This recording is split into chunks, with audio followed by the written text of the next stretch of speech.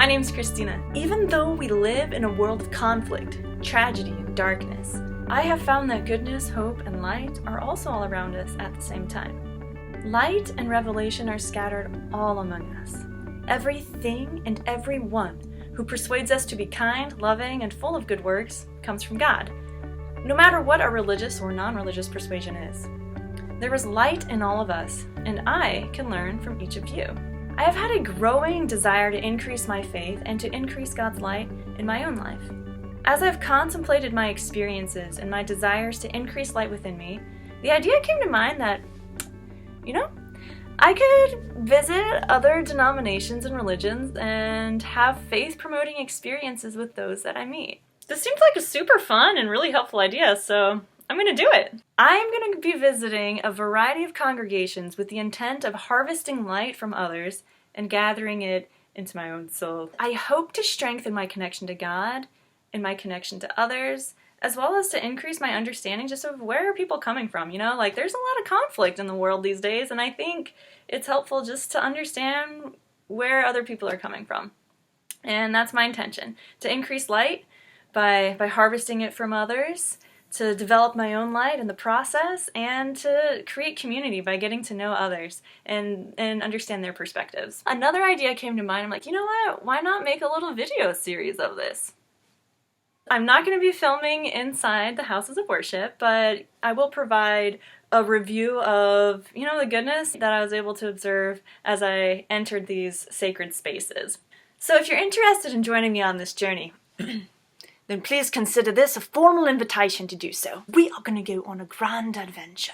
We're going to go see loads of different churches, meet several different people, have wonderful experiences together, and grow in light. That's the whole purpose of this, is to grow in light and unity together. So I'm actually in St. Louis right now, so if you're going to come along, our first stop is going to be none other than the St. Louis Cathedral Basilica. So if you'd like to come along, that's where we're headed to.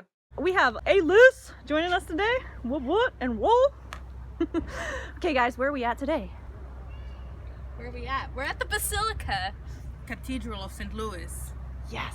All right guys, let's check this out. Here we are on the outside of the building. It is approximately, what time is it? 4:50 perhaps? Perhaps. And cold degrees. And cold degrees. Here we are from the side view of this beautiful, beautiful basilica. The beautiful garden on the outside.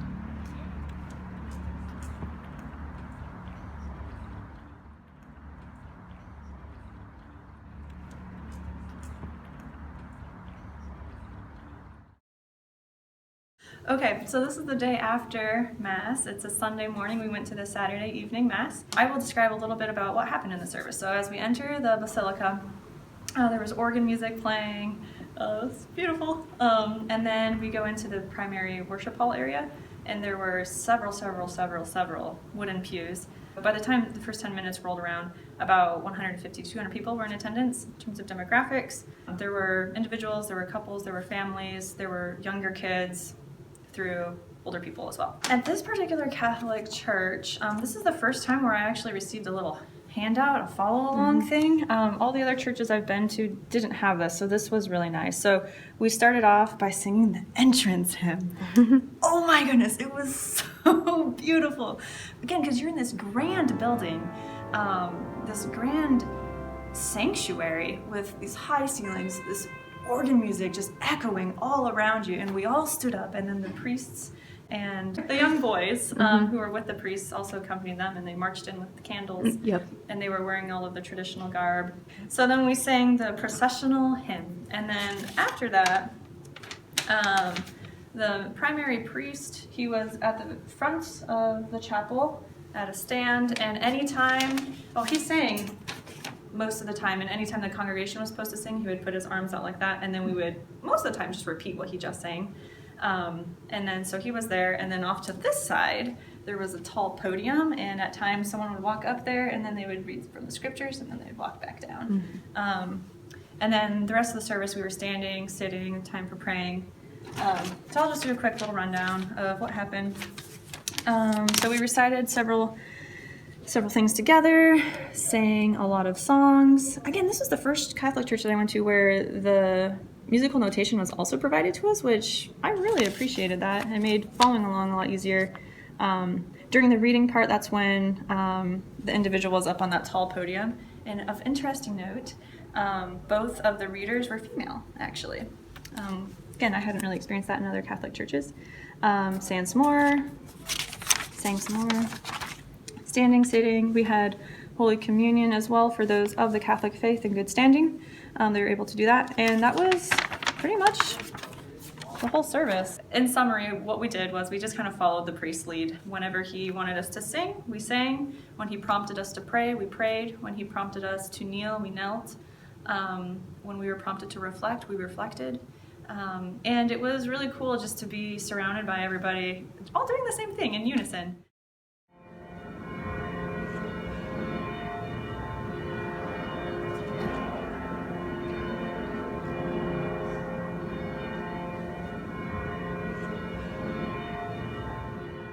All right, so we're here with Roel, Audrin, and Alyssa. This was great. It's awesome. It was wonderful. So many good feelings. Hi, can you hear me?